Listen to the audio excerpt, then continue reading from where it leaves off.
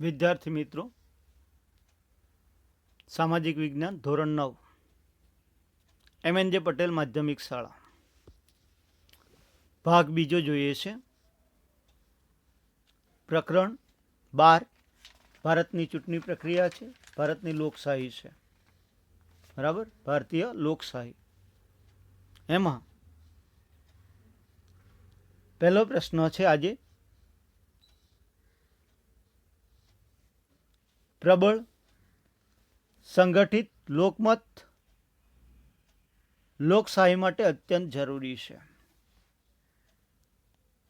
બરાબર,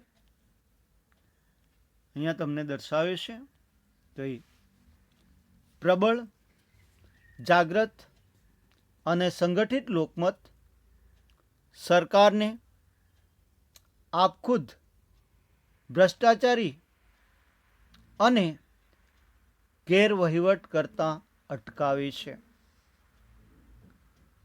પ્રબળ લોકમતને લીધે જ સરકાર દેશહિત અને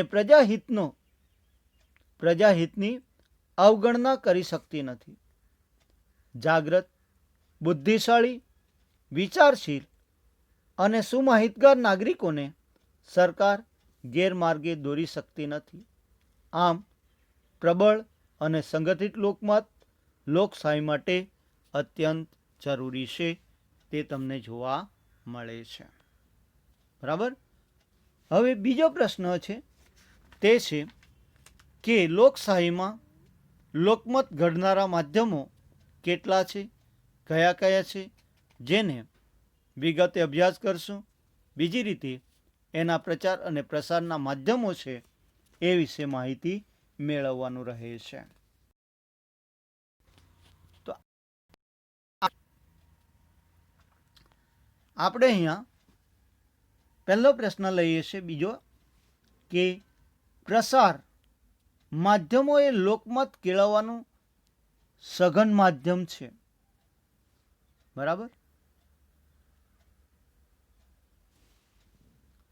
એટલે અહીંયા આગળ કે લોક માનસના ઘડતર માટે તેમજ લોકજુવાળ ઊભું કરવા માટે આ પ્રસાર માધ્યમો છે ખૂબ ઉપયોગી છે. આધુનિક સમયમાં લોકો સુધી વાત કે વિચારને પહોંચાડવા અનેક માધ્યમોનો ઉપયોગ થાય છે, જેમાં મુદ્રિત માધ્યમ અને વિજાણુ માધ્યમ એવા બે માધ્યમો છે એ લોકમત ઘડતરમાં ફાળો આપતા મહત્વના માધ્યમ ગણવામાં આવ્યા છે. એમાં દૈનિક વર્તમાનપત્રો એટલે રોજે રોજ આવતા વર્તમાનપત્રો આપણે જાણીએ છીએ, ગુજરાત મિત્ર, ફૂલસાબ હોય, બરાબર, આવા જે આવે એ વર્તમાનપત્રો કે સામયિકો જુદા જુદા પ્રકારના હોય. ટૂંકા એવા વિવિધ સમસ્યા અંગેના ચર્ચાપત્રો આવે જે અઠવાડિયે આવતા હોય તેવા પણ હોય. વિશિષ્ટ લેખો હોય.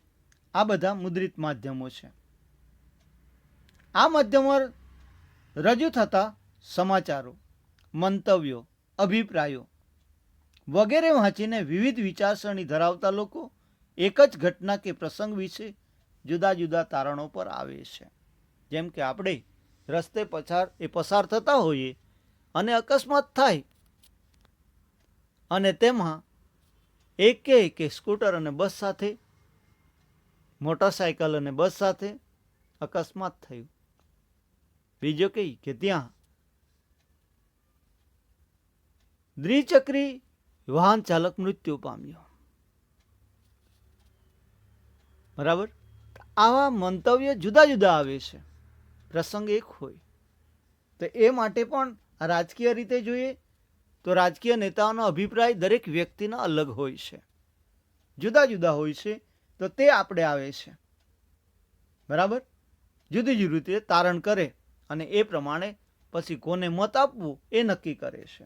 આ જ રીતે રેડિયો, ટેલિવિઝન અને ફિલ્મો લોકમત ઘડનારા વિજાણુ માધ્યમો છે. રેડિયો અને ટેલિવિઝનના માધ્યમ દ્વારા દેશ અને દુનિયાની મહત્વની ઘટનાઓ દરેક ઘરમાં પહોંચી જાય છે. આજે અમેરિકાની અત્યારે જે ઘટના થતી હોય આપણે અત્યારે લાઈવ કાસ્ટ જોઈ છે ક્રિકેટ હોય કે અન્ય રમતો તે વિશે પણ આપણે લાઈવ જોઈ શકીએ છીએ તેના તે સમયે. જ્યારે ફિલ્મો દ્વારા અસ્પૃશ્યતા, દહેજ પ્રથા, શોષણ, નિરક્ષરતા, ગરીબી, સામાજિક અને આર્થિક સમસ્યાઓ સચિત્ર રજૂ કરીને તેમની સામે અસરકારક લોકમત ઘડી શકાય છે. ટેલિવિઝન પર રજૂ થતી બાબતો સમાજ અને દેશની અનેક પ્રકારની સમસ્યાઓ વિશે લોકોનું ધ્યાન ખેંચે છે. તે પ્રજાને કોઈને કોઈ સંદેશો આપે છે. લોકો તેમને જોઈ, જાણી અને સમજીને પોતાના મંતવ્યો બાંધે છે. આમ પ્રસાર માધ્યમો એ લોકમત કેળવવાનું સ્થાન ધરાવતી જોવા મળે છે તેમ આપણે કહી શકીએ છીએ. હવે હાલ જે માધ્યમો છે એ માધ્યમોને ટૂંકનોંધ તરીકે અથવા મોટા પ્રશ્ન તરીકે કઈ રીતે આવે તે બાબત જોઈએ છે. તો એમાં આ મુદ્રિત માધ્યમ વિશે પહેલાં લઈએ છીએ. મુદ્રિત એટલે લખાણ, લખાણમાં લખાયેલી જે બાબત છે તે, બરાબર. તો એમાં વિવિધ ભાષાઓમાં પ્રકાશિત થતા દૈનિક વર્તમાનપત્રો છે. આપણે અહીંયા 18+4 માન્ય બંધારણની માન્ય ભાષાઓ છે. આમાંથી કોઈ પણ ભાષામાં આવા વર્તમાનપત્રો લખાય છે, બરાબર. તો એ દૈનિક વર્તમાનપત્રો છે, અઠવાડિકો છે, પાક્ષિકો છે, માસિકો જેવા સામયિકો, વિશિષ્ટ વિષયોના સામયિકો, વિવિધ વિષયોના ચર્ચાપત્રો, વિશિષ્ટ લેખો વગેરે લોકમત ઘડનારા મુદ્રિત માધ્યમો છે. જેમ કે રોજગાર લક્ષી પત્રિકાઓ આવે, અઠવાડિકો આવે છે, રોજગાર માટેના સમાચારો પણ આવે છે. તો એના અલગ આવા પુસ્તકો લખાય.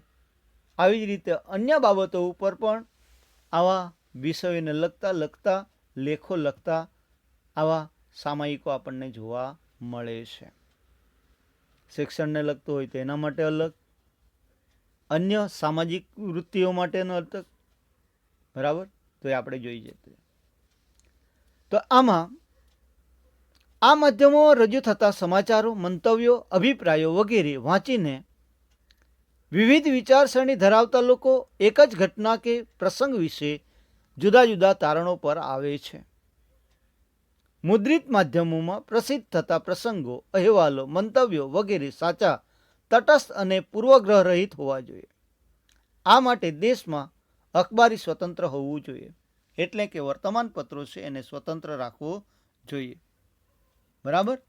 સરકાર માત્ર તેની સિદ્ધિઓ કે સફળતાની જ જાહેરાત કરે અને પોતાની નિષ્ફળતાઓ, ખામીઓ છુપાવે એવું પણ બની શકે. આ સંજોગોમાં અખબારી સ્વતંત્ર હશે તો જ મુદ્રિત માધ્યમો સરકારની કામગીરીનું સાચું ચિત્ર, મૂલ્યાંકન આમ જનતા સુધી પહોંચાડી શકે. આ માટે અખબારી સ્વતંત્ર હશે તો જ સમતોલ અને તટસ્થ સમાચારો પ્રજા સુધી પહોંચાડી શકાય. એટલા માટેની સ્વતંત્રતા હોવી જોઈએ, જેને અખબારી સ્વતંત્ર તરીકે ઓળખાવીએ છીએ. આ ઉપરાંત આપણો દેશ ભાષા, સંસ્કૃતિ, પ્રાદેશિક વિવિધતા ધરાવતો હોય. દેશની વિવિધતા વચ્ચે પ્રાદેશિક ભાષામાં સ્થાનિક અખબારો વાચકોના આકર્ષણના કેન્દ્ર બને છે, બરાબર. એટલે લોક ઘડતરમાં મહત્વની ભૂમિકા અદા કરતા હોય છે. આજે દેશ અને પ્રદેશમાં મુદ્રિત માધ્યમો લોકમત કેળવવામાં અસરકારક સાબિત થતા નથી. આમ છતાં મુદ્રિત સાહિત્યના પ્રભાવને કારણે આજે વિવિધ સંગઠનો, ઔદ્યોગિક જૂથો, રાજકીય પક્ષો પોતાના દૈનિક પત્રો કે મુખપત્રનું પ્રકાશન કરીને કરે છે. સરકાર દ્વારા અનેક પ્રકારના સામયિકો, માહિતી આપતા અંકોનું પણ પ્રકાશન કરવામાં આવે છે. આ રીતે આ લોકમત માટે શું આપવામાં આવ્યું છે? મુદ્રિત માધ્યમ આપવામાં આવ્યું છે, બરાબર. બીજી બાબત આપી છે વિજાણુ માધ્યમ. તો વિજાણુ માધ્યમ લોકમત ઘડનારામાં 3 બાબતો છે: રેડિયો, ટેલિવિઝન અને સિનેમા. રેડિયો એ ફક્ત શ્રાવ્ય સાધન છે, જ્યારે ટેલિવિઝન અને સિનેમા છે એ દ્રશ્ય શ્રાવ્ય બંને જોઈ પણ શકાય અને સાંભળી પણ શકાય, બંને માધ્યમો છે. બરાબર. જ્યાં નિરક્ષરતાનું પ્રમાણ વધુ હોય ત્યાં વીજાણુ માધ્યમ વધુ અસરકારક, કારણ કે એ લખી મુદ્રિત માધ્યમ ઉપયોગી નથી એમને, કેમ કે લખી કે વાંચી શકતો નથી, એટલે એના કયો અભિપ્રાય લેવો એ જાણી શકાતું નથી એને. એટલે વર્તમાનપત્રો કે સામયિકો કરતાં રેડિયો અને ટેલિવિઝન છે એ મહત્વ વધારે જોવા મળે છે. દેશ વિદેશની ઘટનાઓ તે જ સમયે જીવન પ્રસારણ દ્વારા વ્યક્તિ સુધી પહોંચાડી શકાય છે. બરાબર. એટલે તેના આધારે આપણને ઉપયોગી છે તે દર્શાવે છે. આ ઉપરાંત એમના દ્વારા વિવિધ પ્રકારની ધારાવાહિકો, નાટકો, ફિલ્મો દ્વારા મનોરંજન પણ પૂરું પાડે છે. સાથે સાથે અસ્પૃશ્યતા, દહેજ પ્રથા, શોષણ, ગરીબી તેમજ સામાજિક અને આર્થિક ઉપરાંત અનેક સમસ્યાની રજૂઆત અસરકારક રીતે કરીને લોકમત કેળવી શકાય છે.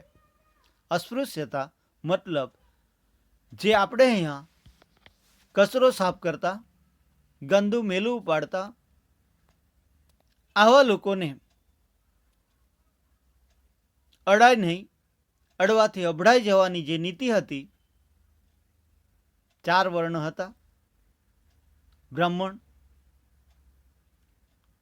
ક્ષત્રિય, વૈશ્ય અને શૂદ્ર.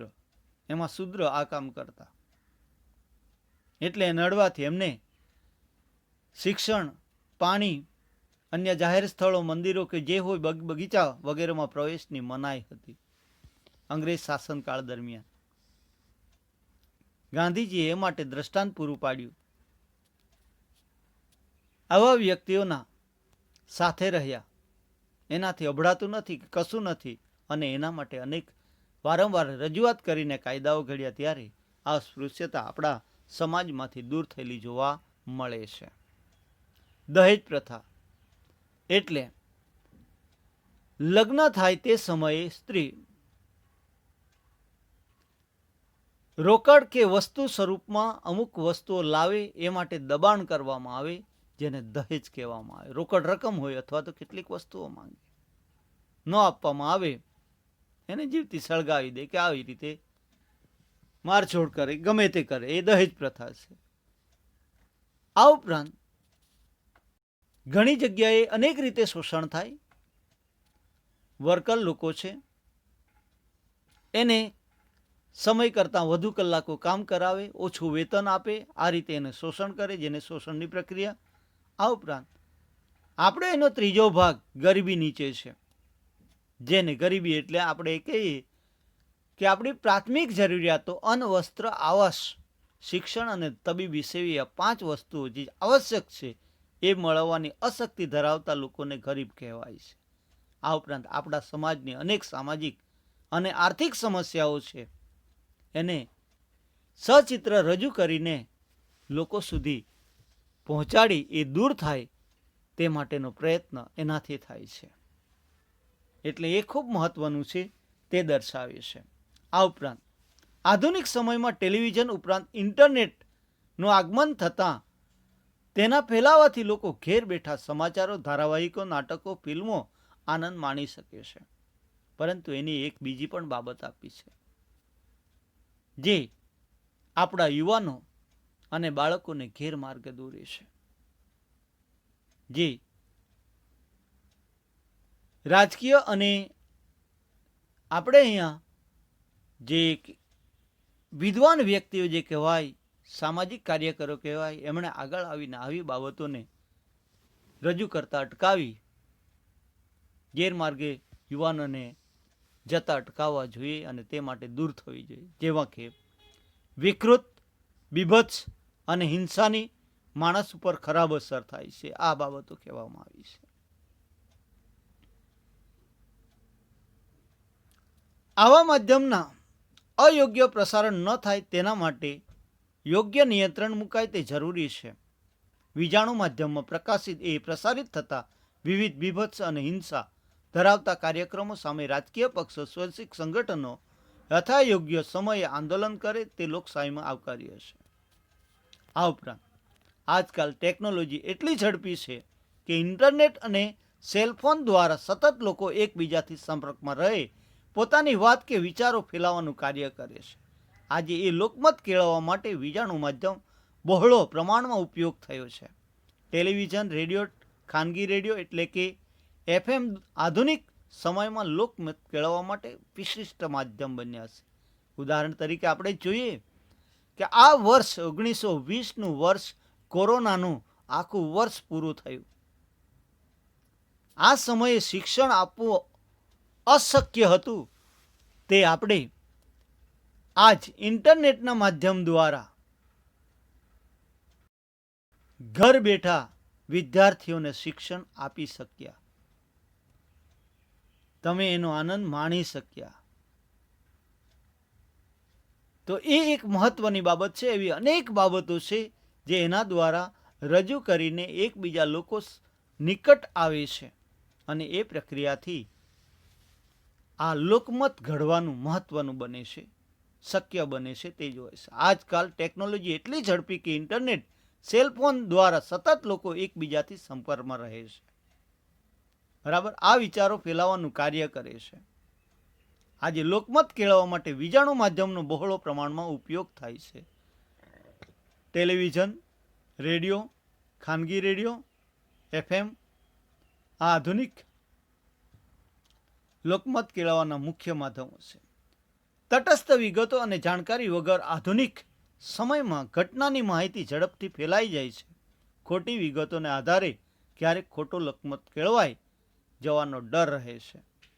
વીજાણુ માધ્યમ દ્વારા થતા વિવિધ પ્રકારના સર્વે લોકમત કેળવવાનું કાર્ય કરે છે. કોઈ ચોક્કસ વિગતોના આધારે લોકમત જાણવા સર્વે કરવામાં આવે છે. ચૂંટણી સમયે ખાસ કરીને ઓપિનિયન પોલ રજૂ કરવામાં આવે, એટલે ચૂંટણી પહેલાં રાજકીય પક્ષોનો જે જુવાળ છે તેના ઉપરથી આધાર કયો પક્ષ વિજેતા થશે એ જાણી શકાય, જેને ઓપિનિયન પોલ કહેવામાં આવે છે. એ લોકમત કઈ દિશામાં ઢળી રહ્યો છે તેનો અંદાજ આવે છે. આ રીતે ઓપિનિયન પોલ દરેક વખતે સાચા વિશ્વસનીય હોતા નથી. આજના સમયમાં વીજાણુ માધ્યમ ખૂબ ઉપયોગી મહત્વનું સ્થાન ધરાવે છે. લોકશાહીમાં લોકો અને સરકારે ધીરજ રાખવી જરૂરી છે. લોકોની વાત, વિચાર કે વિગત સરકાર સુધી પહોંચે અને સરકારની વિવિધ યોજનાની વિગતો અને સરકારની સિદ્ધિઓ લોકો સુધી પહોંચાડવામાં આ માધ્યમો ખૂબ ઉપયોગી છે. રેડિયો દૂર તેમજ અંતરિયાળ પ્રદેશો સુધી પોતાનું કાર્યક્ષેત્ર ધરાવે છે. માત્ર શ્રાવ્ય માધ્યમ હોવાથી રેડિયો અસરકારક માધ્યમ બની શક્યો નથી, પરંતુ રેડિયોની સરખામણીમાં ટેલિવિઝન ઉપર પ્રસારિત કાર્યક્રમો ખર્ચાળ હોવા છતાં વીજાણુ માધ્યમ તરીકે લોકભાગ્ય છે, લોકભોગ્ય છે, એટલે લોક ઉપયોગી છે. લોકશાહીમાં લોકો પ્રથમ રાષ્ટ્રહિતને મહત્વ આપે અને પોતાના લોકમત રજૂ કરે તેવી અપેક્ષા રાખવામાં આવે છે. આ રીતે આ લોકમત ઘડાવવા માટે આ વીજાણુ માધ્યમ છે એ ઉપયોગી છે, એટલે એ બાબત તમને દર્શાવવામાં આવી છે.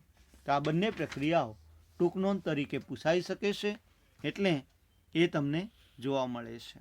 હવે આપણો પ્રશ્ન છે, લોકશાહીના પ્રકાર કેટલા, કયા કયા છે? તો વિશ્વમાં અનેક લોકશાહી ધરાવતા દેશો છે.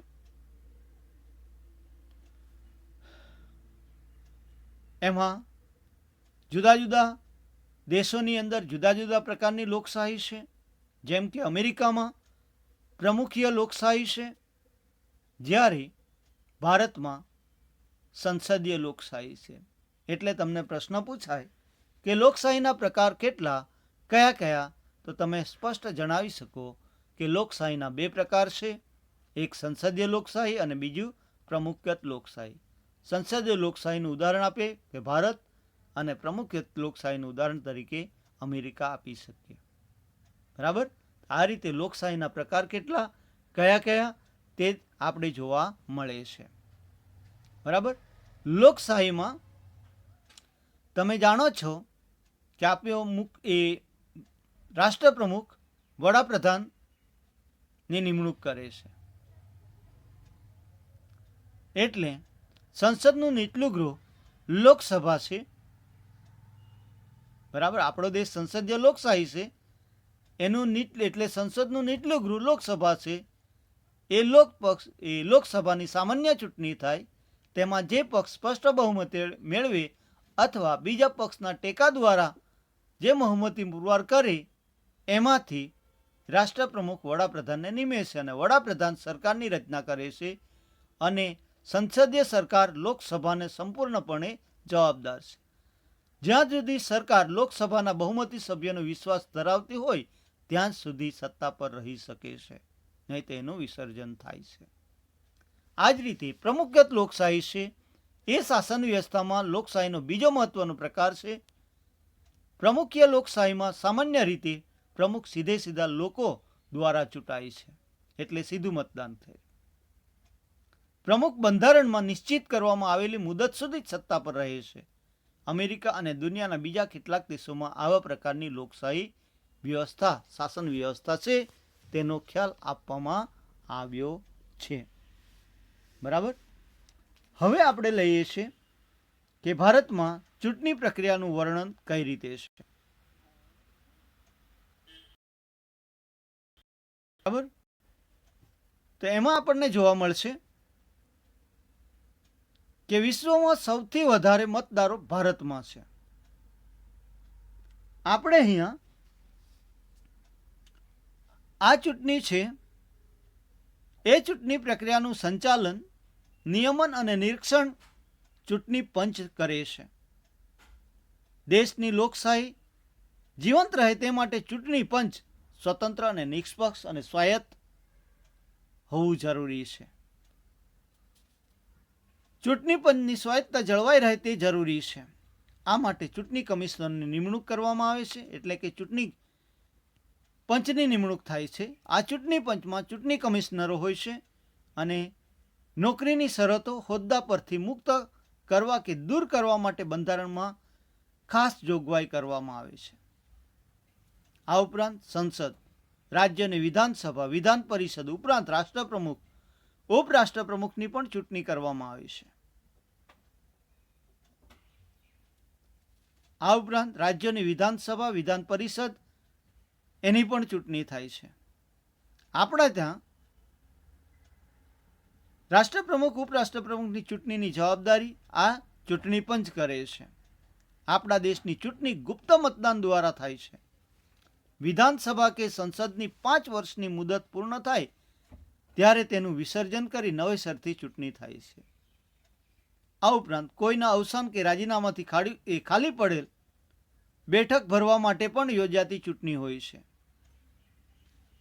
બરાબર. તો આ રીતે આ ચૂંટણી પ્રક્રિયા છે તે આપણને જોવા મળે છે. તો એમાં ચૂંટણીની તારીખોની જાહેરાત,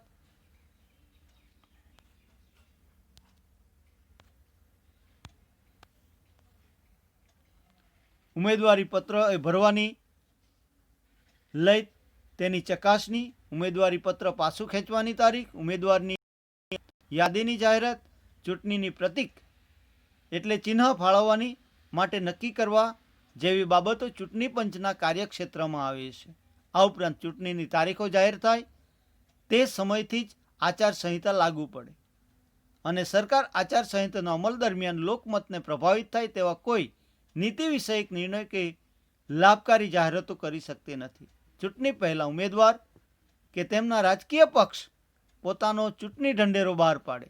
આ ચૂંટણી ઢંઢેરામાં આર્થિક, સંરક્ષણ, વિદેશ નીતિ, સરકારની કરવા ધારેલી કામગીરી, યોજનાઓ, વિવિધ સમસ્યાઓ, તેના નિરાકરણ સંદર્ભે પોતાનું કે રાજકીય પક્ષનું વલણ સ્પષ્ટતા કરે છે.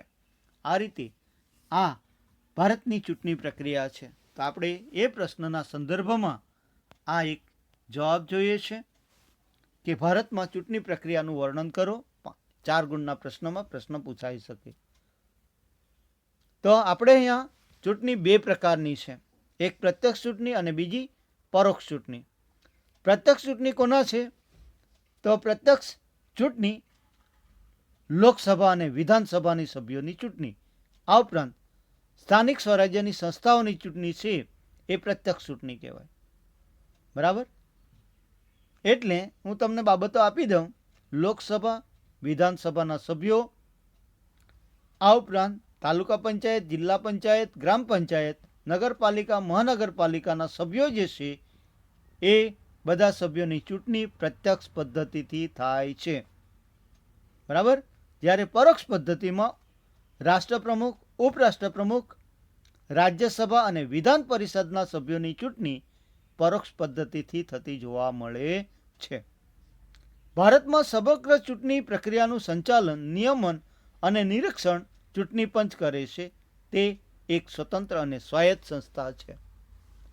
ચૂંટણી પ્રક્રિયામાં ચૂંટણીની તારીખોની જાહેરાત, ઉમેદવારી પત્રો ભરવા, ઉમેદવારો પત્રની ચકાસણી કરવી, ઉમેદવારી પત્ર પાછું ખેંચવાની તારીખ આપે, ઉમેદવારોને અંતિમ યાદીની જાહેર થાય, ઉમેદવારોની ચૂંટણી પ્રક્રિયાની ફાળવણી કરે, પ્રતિકોની ફાળવણી, ચિહ્નોની ફાળવણી કરે. કોઈકમાં કમળ આપ્યું હોય તો ક્યારેક દાતરડો આપ્યો હોય તો કેટલાકમાં પંજો આપ્યો હોય. આમ જુદા જુદા ચિહ્નો આવે, એને પ્રતિકોની ફાળવણી કહેવાય. ચૂંટણી ઝુંબેશ, મતદાન અને ચૂંટણીના પરિણામોની જાહેરાત વગેરે બાબતોનો સમાવેશ થાય છે. ચૂંટણીમાં ભાગ લેતા દરેક રાજકીય પક્ષ અને અપક્ષ ઉમેદવારો પોતાની ચૂંટણી ઢંઢેરો જાહેર કરે. તેમાં તેઓ તેમની આર્થિક, સંરક્ષણ અને વિદેશ નીતિ વિશે, તેમની કામગીરી તેમજ દેશની જુદી જુદી સમસ્યાઓ અંગે તેમનું વલણ સ્પષ્ટ કરે. ચૂંટણી ઝુંબેશમાં સભા, સરઘસો, પ્રવચનો, મતદારોનો અંગત સંપર્ક, રેડિયો અને ટેલિવિઝન પર પ્રચાર વગેરે સમાવેશ કરી શકાય છે. ચૂંટણી પંચ નક્કી કરેલી તારીખે ચૂંટણી યોજે છે. ચૂંટણી પૂરી થયા પછી મતોની ગણતરી કરીને પરિણામ જાહેર કરવામાં આવે. વધુ મતો મેળવનાર અથવા પ્રાપ્ત કરનાર ઉમેદવારો વિજેતા જાહેર કરે છે. આટલી પ્રક્રિયા ચૂંટણી પ્રક્રિયાનું વર્ણન તરીકે આપણને જોવા મળે છે. બરાબર, તે આપણે જોઈ શકીએ છીએ. ત્યાર પછી બીજો પ્રશ્ન જે આવે છે એ ગુપ્ત મતદાન. બરાબર, તો ગુપ્ત મતદાન વિશે આપણે લઈએ છીએ. તો મતદારે કોને મત આપવો તે કોઈને પણ ખબર પડે નહીં એ રીતે કરાતા મતદાનને ગુપ્ત મતદાન તરીકે ઓળખવામાં આવે છે. બરાબર, આપણા દેશમાં સંપૂર્ણ ગુપ્ત અને સ્વતંત્ર રીતે મતદાન કરવામાં આવે છે, ચૂંટણી થાય છે. સંસદની ચૂંટણીને વિશ્વની સૌથી મોટી મતદાનની પ્રક્રિયા માનવામાં આવી છે. ચૂંટણી વખતે વિવિધ પક્ષો અને સંગઠનો અપક્ષ ઉમેદવારો ચૂંટણી લડે છે, એટલે તે બધી બાબતો એની અંદર થાય છે. એટલે મતદારને પોતાના મત ગુપ્ત રાખવાનો અધિકાર મળેલો છે. મતદારે કોને મત આપવો તેને પૂછી શકતું નથી. કોઈ પણ રાજકીય પક્ષ હોય કે કોઈ પણ ઉમેદવાર હોય એને પૂછી તમે કોને મત આપ્યો એવું પૂછી શકાતો નથી. બરાબર, મતદારનો મત ગુપ્ત રહે એવી સુંદર વ્યવસ્થા ચૂંટણી પંચે માટે ગોઠવેલી છે. મતદાન કરવા માટે બે રીતો અપનાવે છે. એક મતપત્રિકો, બરાબર, મતપત્રિકાઓ છે તે, અને બીજું છે વીજાણું મશીન જે ઈવીએમ તરીકે ઓળખાય.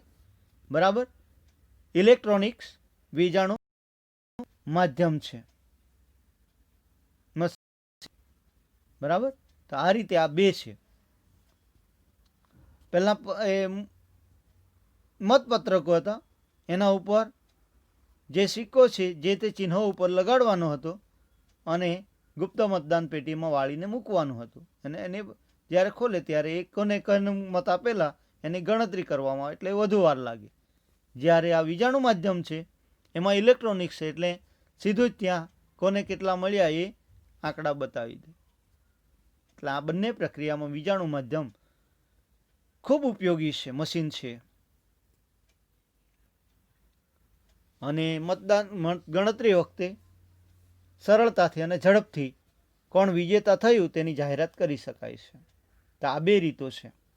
બરાબર, મતપત્રકો દ્વારા થયેલ મતદાનની ગણતરી કરવામાં સમય વધારે જાય તેમાં મતપત્રકોની ગણતરી કરીને ચૂંટણીનું પરિણામ જાહેર કરવામાં આવે છે.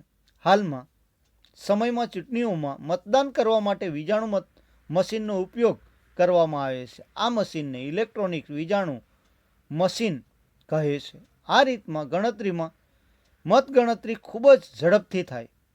તેમાં માનવ કલાકો અને માનવ શ્રમનો બચાવ થાય. વળી આ રીતમાં કાગળનો બચાવ થાય. તેથી પર્યાવરણને એટલું નુકસાન થતું અટકાવી શકાય. આ રીતમાં મતદાર કોઈ પણ ઉમેદવારને મત આપવા ઈચ્છતો ન હોય તો તે માટે પણ મશીનમાં જોગવાઈ કરી છે અને તેમાં નોટા નોન ઓફ ધી એબોવ નો ઉપયોગ કરી શકાય અને એના કારણે કોઈ પણને પણ મત ન આપીને પણ એ મતદાર છે પોતાનો અધિકાર ભજવી શકે છે. આ રીતે આ ચૂંટણી પ્રક્રિયામાં લોકમતનું શું મહત્વ છે તે તમને દર્શાવવામાં આવે છે. બરાબર, તો આટલી પ્રક્રિયા આમાં લઈએ છે આ ભાગ.